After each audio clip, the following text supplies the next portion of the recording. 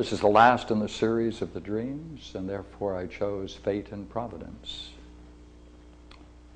Now, how fate and providence plays into the realm of dreams and everything we've talked about up to this point, I hope to make clear. So then, what are they? How do they function? Now, let me go back into the world of dreams and give you a fresh dream and encourage your participation. This was done today. This is a discussion I had. The gentleman who I talked with said it was perfectly all right to use it tonight, so that we have his approval, and I thank him for it. Here's the dream he had. Now, this is a relatively successful person, and the dream he had, which was just 3 days ago, puzzled him so much that he sought me out, and this is the dream. He's over here, he's the one wearing the glasses, and he goes over to none other than Lyndon Johnson, who at the time is president. And here are his colleagues. They're coming to him with their reports. They're very important reports about the State of the Union. He reviews each one, and he sees they lack in a very fundamental way. Each has major weaknesses, and he rejects one after the other. I'm there, says the man. He says, I'm there and I'm listening to this. Let me make sure I have my notes. I'm there, he says, and I'm listening. I'm impressed by the opportunity to be there. And the President, Lyndon Johnson, turns and says to me, as a professional, you must ignore what you have seen and do not report it. For this gentleman in the picture turns out to be a newspaper reporter. He's a journalist. The journalist then says, okay, it's my duty to obey. I won't report to my editor this great story. He recognizes that it's an insight into government. It also talks about the need for some major changes, because these are his top people, and if they're handing him reports that are in principle weak, it indicates some kind of a major crisis. In any case, our dreamer then simply says, okay, I'll go along with President Johnson. That's the whole dream. Now, what is it about this that worried the dreamer?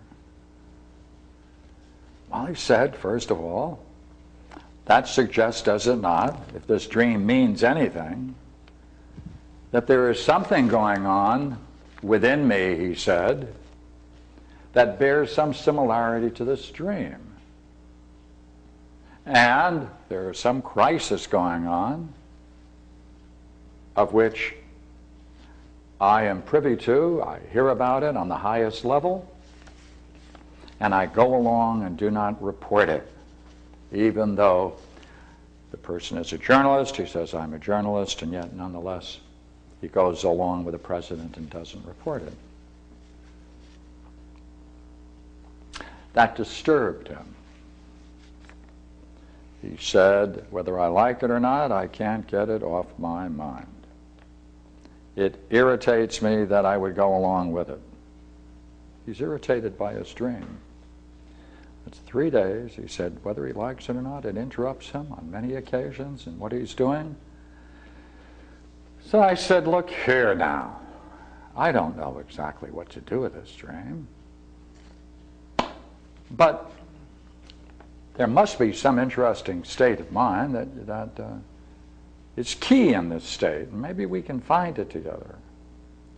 He said, well, the key state, or the part that interests me, is the state of mind I was in when I went along with it, he said. I said, well, whatever that is, and I didn't ask him to describe it, I just said, whatever that is there anything in your past that seems in any way analogous to this moment? Well, he was convinced that there was nothing, but there was something that kept coming up into his mind, and so we said to one another, we have nothing else to do over coffee, why don't we take a look at it? So this is what came up. Now, this occurred when the man was about, do I have it? Okay. 8th to 9th grade, transition to high school.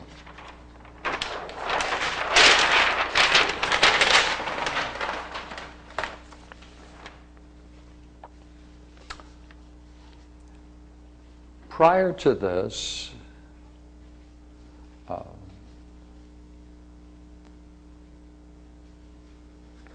his name was Peter. Let's call him Peter. That's his real name.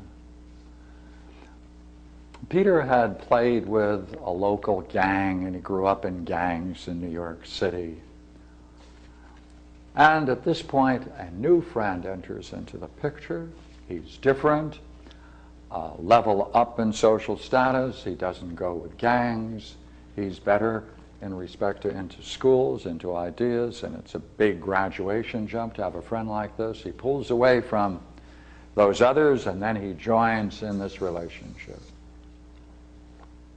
His friend comes to him one day and says, well, quite early in the relationship, let's skip school. Peter says, okay. Peter gets caught.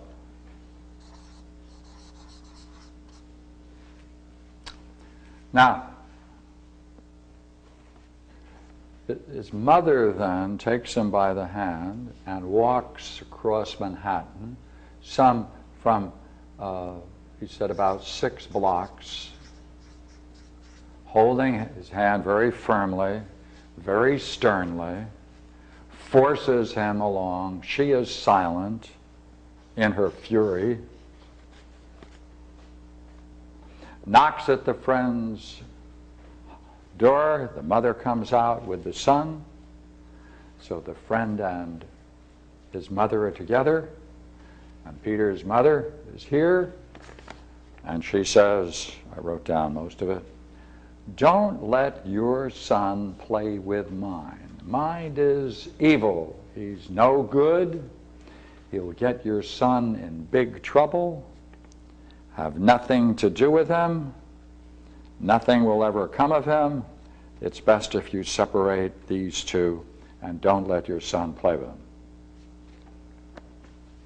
They leave. Peter's in somewhat of a shock because this is the only, right, okay. This is the only time he heard what his mother has ever said about him, freely and openly. And it turns out to be a warning. Next day,